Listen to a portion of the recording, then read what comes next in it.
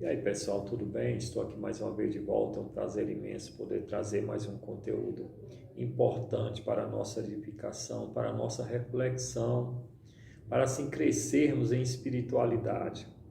Antes de prosseguir com esse vídeo, eu gostaria de pedir assim, que você me dê uma força, se inscrevendo no meu canal, deixando o seu like e ativando também o sininho de notificações para ficar por dentro de todas as novidades do meu canal.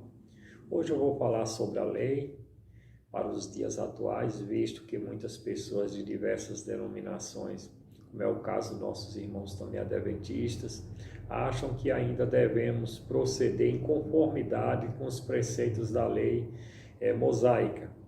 E aqui eu vou deixar, melhor dizendo, a minha opinião, o porquê que eu discordo desse ponto de vista.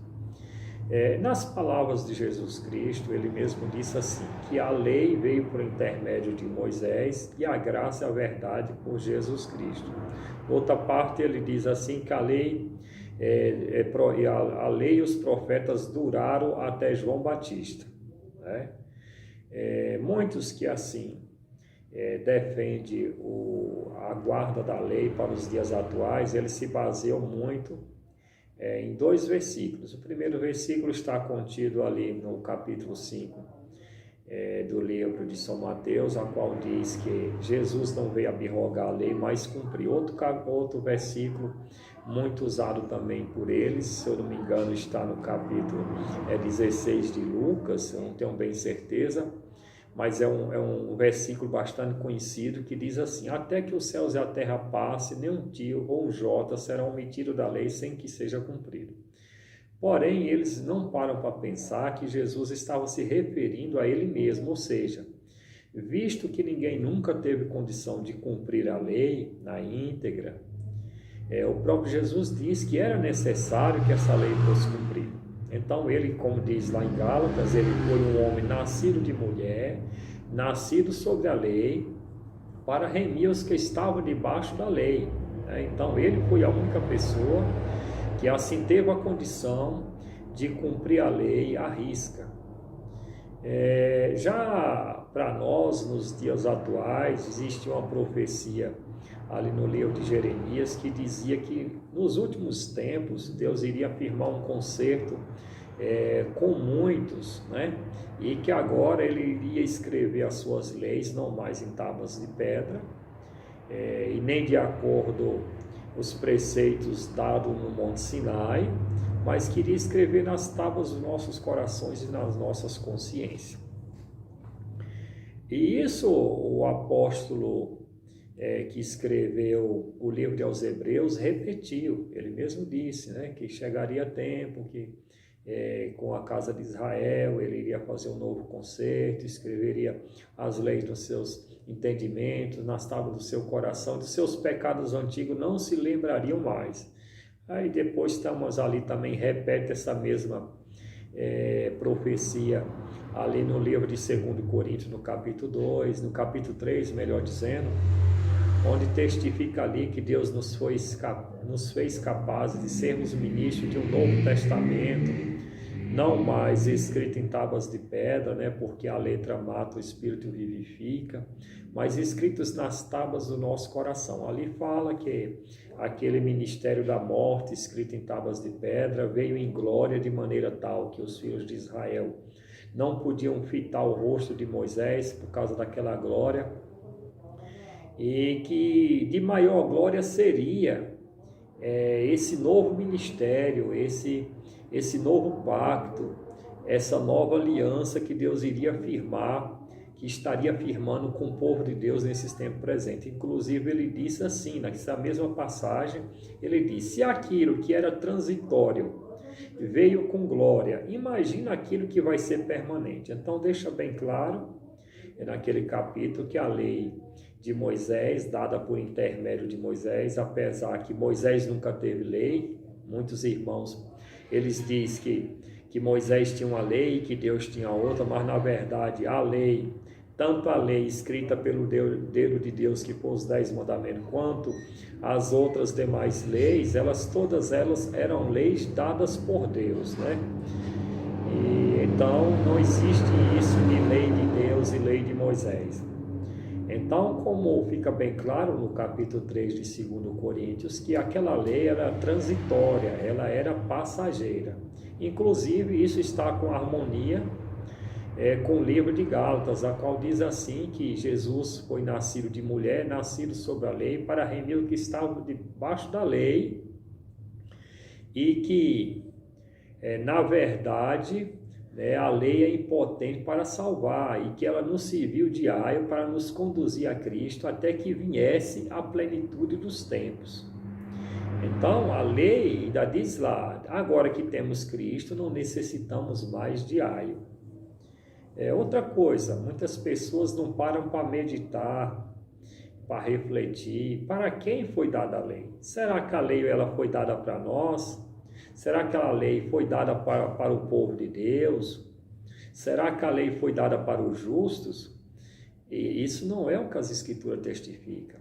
Se você estudar o capítulo 1 do livro de 1 Timóteo, você vai lá e achar escrito assim, que a lei não foi feita para o justo, mas para os injustos, para os obstinados, para os traidores, para os incontinentes, para os parricidas, para os matricidas, para os homicidas, para os fornicários, para os profanos, para os irreligiosos e para todos aqueles que for contrário a essa doutrina. Então, foi para estes que a lei foi ordenada. Ela não foi ordenada para o justo. O justo não necessita de lei, porque no mesmo capítulo 1 do livro de 1 Timóteo está lá escrito: o fim do mandamento é a caridade de um coração puro, de uma boa consciência e de uma fé não fingida. Então, quando nós temos a caridade de Deus dentro do nosso coração, finda-se os mandamentos, né? Então, a palavra de Deus diz lá também em Romanos: com efeito, não matarás, não adulterarás, não furtarás, não dirás falso testemunho contra o teu próximo.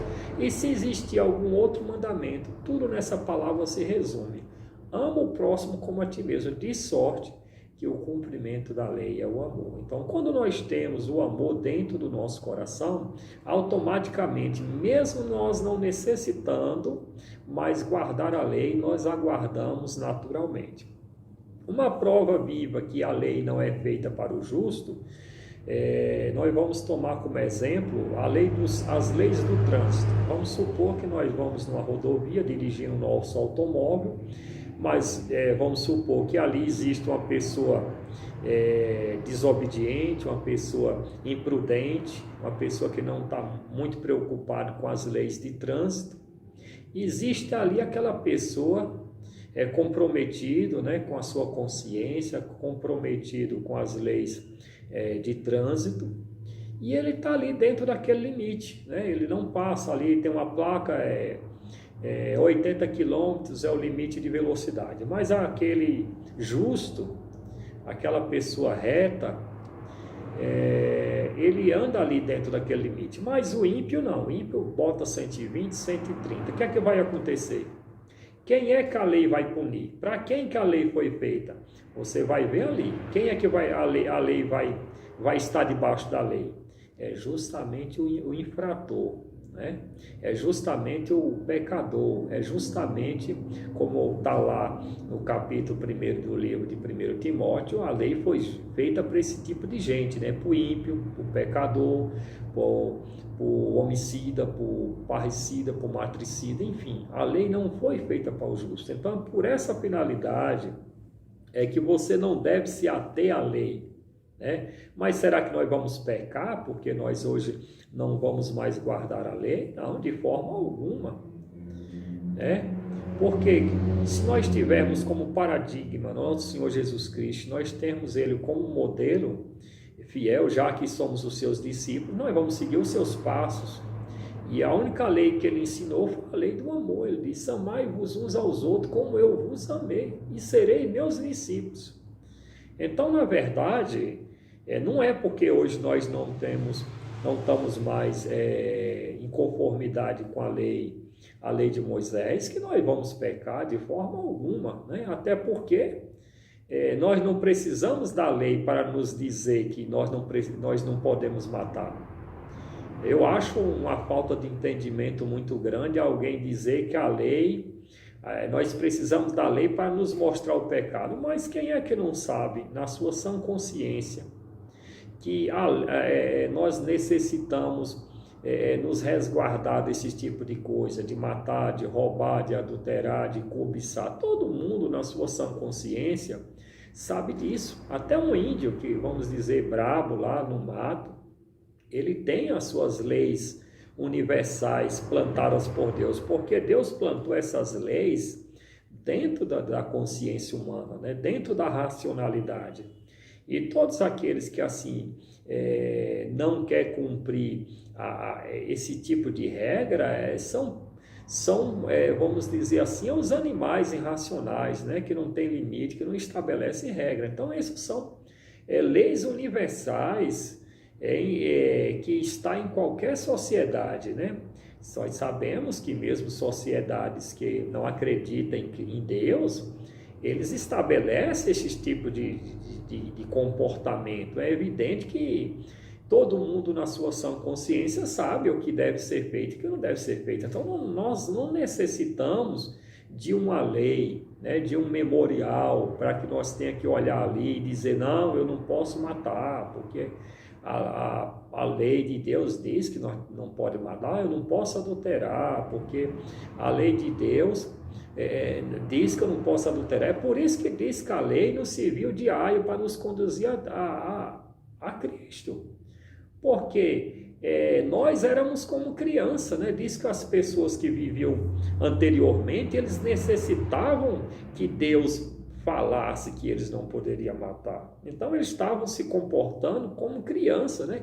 Diz que quando nós vivíamos os primeiros rudimentos do mundo, né? Nós necessitávamos que alguém nos orientasse, que alguém nos dissesse que nós não podíamos pecar, que nós não podíamos matar. Isso aí já está plantado dentro da natureza humana, né? dentro da nossa consciência, dentro do nosso coração, que nós não podemos fazer esse tipo de coisa. Não necessitamos da lei para que assim nós se comporte dessa forma, né? Veja que ali também, no livro de São Mateus, né? Nos evangelhos, melhor dizendo, todos os evangelhos, narra que quando Cristo ele deu o último suspiro no madeiro da cruz, diz que o véu do templo se rasgou de alto a baixo, né? Com as suas ordenanças. Então hoje, pela graça, nós somos salvos. Está escrito que é evidente pelas obras da lei, ninguém vai ser justificado. Os nossos irmãos, perdão, eu tenho que citar o nome deles aqui, os nossos irmãos adventistas, eles dizem que tem que guardar a lei apenas para salvar o sábado, né? Porque se eles disserem que a lei de Moisés, a lei de Deus do Velho Testamento foi abolida por Cristo, evidentemente eles não vão ter apoio no Novo Testamento para a guarda do sábado, né? Visto que Jesus Cristo não se preocupou, inclusive ele mesmo disse, meu Pai trabalha todos os dias e eu trabalho também. O apóstolo Paulo da mesma forma. Ele disse o quê? Essas mãos me serviram trabalhando de dia e de noite para não ser pesado, meu irmão. Mas alguém diz, mas Paulo estava todos os dias no templo, né? Jesus tinha o costume de estar no templo no dia de sábado. Não, costume não é mandamento. Costume é costume, mandamento é mandamento. Aí uma questão cultural que até hoje, né, existe ali em Israel. Qualquer pessoa que for ali em Israel, mesmo que ele queira fazer alguma coisa no dia de sábado, ele não vai conseguir, porque se ele for vender, ninguém vai comprar, porque no dia de sábado ninguém compra. Se ele, vamos dizer assim, for trabalhar, procurar um emprego, ninguém vai dar, porque no dia de sábado ninguém trabalha. Então, é por essa finalidade que os apóstolos, no dia de sábado, eles estavam sempre no templo, né? Eles nunca estavam trabalhando. Por quê? Porque eles não achavam o que fazer. O apóstolo Paulo mesmo, ele tinha como ofício fazer tendas, mas ele ia vender para quem essas tendas? Se no sábado ninguém comprava. Então ele aproveitava aquela oportunidade que ele tinha e tirava aquele dia para assim louvar a Deus, para falar do Evangelho, para orar, né? Para se dedicar ao Evangelho. Eu vou dizer que você separar um dia na semana para servir a Deus é ruim? Não, de forma nenhuma. Agora, o que eu não posso fazer, dizer é que eu sou obrigado a guardar um dia, ou que ninguém é obrigado a guardar um dia. Inclusive, a própria palavra de Deus diz lá em Romanos que um faz caso de um dia para o Senhor, mas outro julga iguais todos os dias, e cada um esteja convicto naquilo que ele acredita, né? Aquele que separar um dia para o Senhor, separa. Aquele que não separar, também não separa. Aquele que comer para o Senhor, come. Aquele que não comer, para o Senhor, não come. Então, isso é bem claro, né? Ninguém nos julgue pelo comer, ou por causa de dia de festa, de lua novas ou do sábado, que são sombra das coisas que haveriam de vir. O corpo é de Cristo. Então, a lei era a sombra dos bens futuros, não era a imagem exata. Hoje sim nós temos a imagem exata. Hoje nós temos a lei perfeita da liberdade dentro do nosso coração. Hoje nós seguimos a doutrina de nosso Senhor Jesus Cristo, guardamos os seus preceitos, os seus ensinamentos. E ele mesmo disse: os meus ensinamentos não são pesados, o meu fardo é leve, o meu jugo é suave. Então, ninguém bote na sua, não deixe ninguém botar na sua cabeça que você ainda tem que guardar leis. Inclusive, os próprios irmãos adventistas, quando você interroga eles, que eles dizem que tem que guardar, mas se você perguntar a qualquer um deles, você guarda a lei, toda a lei de Deus? Ele diz que não, que é salvo pela misericórdia. E que adianta eu defender a guarda da lei e eu mesmo não guardar, né? Porque ele só diz que a lei deve ser guardada para salvar o sábado. Mas se você perguntar a qualquer adventista sincero se ele guarda a lei de Deus, toda a lei, ele vai dizer que não. Então não adianta só dizer, porque diz a palavra assim, que justificados diante de Deus não são os que ouvem a lei, mas aqueles que a guardam. Eu vou dizer que aquele que conseguir guardar a lei, ele está errado? Não.